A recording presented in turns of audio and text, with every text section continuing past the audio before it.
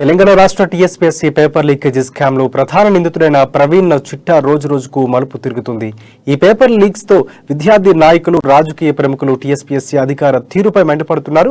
TSPSC కార్యాలయం పరిసర ప్రాంతాల్లో అనుమానిత వ్యక్తులు కానీ నలుగురికి మించిన వ్యక్తులు ఉండరాదని, ఎటువంటి నిరసన కార్యక్రమాలు చేపట్టవద్దని పోలీసు అధికారులు హెచ్చరిస్తున్నారు.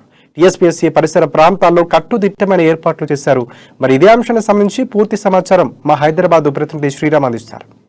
తెలంగాణ రాష్ట్రంలో ప్రస్తుతం సంచలనం రేపుతున్న విషయం తెలంగాణ టీఎస్పీఎస్సీ నిర్వహిస్తున్నటువంటి లీకేజ్ స్కామ్. తెలంగాణ టీఎస్పీఎస్సీ నిర్వహించినటువంటి గతంలో దాదాపుగా 5 పరీక్షలకు సంబంధించి ఈ ప్రశ్నపత్రాలు లీక్ అయ్యాయంటూ తెలంగాణ రాష్ట్ర వ్యాప్తంగా కలకలం సృష్టించిందని మనకు తెలుస్తూ ఉంది. అయితే దాదాపుగా 30 లక్షల మంది విద్యార్థుల భవిష్యత్తులను నిర్వీర్యం చేస్తూ టీఎస్పీఎస్సీ నిర్లక్ష్యంగా వ్యవహరిస్తుందని చెప్పేసి రాష్ట్ర వ్యాప్తంగా ఇచ్చేస్తున్న పరిస్థితులు మనం చూడొచ్చు. ప్రస్తుతం టీఎస్పీఎస్సీ కార్యాలయం ముందున్నాము. అయితే టీఎస్పీఎస్సీ కార్యాలయం ముందు 144 సెక్షన్ అమల్లో ఉండడంతో పోలీసులతో ఎక్కువగా మోహరించి టీఎస్పీఎస్సీ కార్యాలయ పరిసర ప్రాంతాల్లో ఎటువంటి నిరసన కార్యక్రమాలు చేపట్టకూడదని చెప్పేసి పోలీసులు జారీ చేసినటువంటి పరిస్థితులు. అయితే రాష్ట్ర వ్యాప్తంగా చూసుకున్నట్లయితే ఈరోజు ఉదయం తెలంగాణ బీజేపీ అధ్యక్షుడు బండి సంజయ్ చేపట్టినటువంటి నిరసన కార్యక్రమము ఇక్కడ చూసుకున్నట్లయితే మన యొక్క గన్ పార్క్ పరిసర ప్రాంతాలలో నిరసన కార్యక్రమం చేపట్టారు. అయితే బీజేపీ నాయకులు, కార్యకర్తలు కావచ్చు భారీ స్థాయిలో చేరుకొని బీజేపీ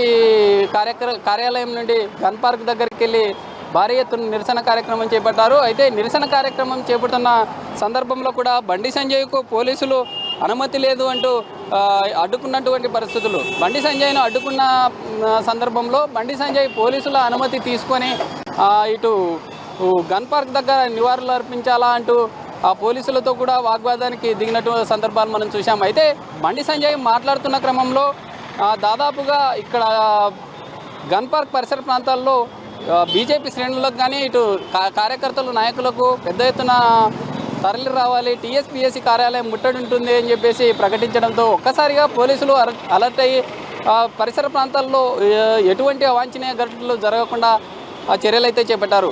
అయితే ఇప్పటికిప్పుడు ఈరోజు ఉదయం 11 గంటల ప్రాంతంలో టీఎస్పీఎస్సీ అధికారులు ఇంటర్నల్గా మీటింగ్ పెట్టేసుకొని టీఎస్పీఎస్సీ సంబంధించినటువంటి పరీక్షలు ఏవైతే ఉన్నాయో ఈ టౌన్ ప్లానింగ్ ఆఫీసరు, ఏఈ, ఇతర పరీక్షలకు సంబంధించి ఈ పరీక్షలను రద్దు చేస్తూ జీవో జారీ చేయడం జరిగింది. అయితే ఈ పరీక్షలను మరి ప్రిలిమ్స్ ప్రకటించే అవకాశం ఉంది. అయితే ప్రిలిమ్స్ పరీక్ష జూన్లో జరిగే అవకాశాలు ఉన్నాయని చెప్పేసి అధికారులు అయితే ప్రకటిస్తున్న పరిస్థితులు.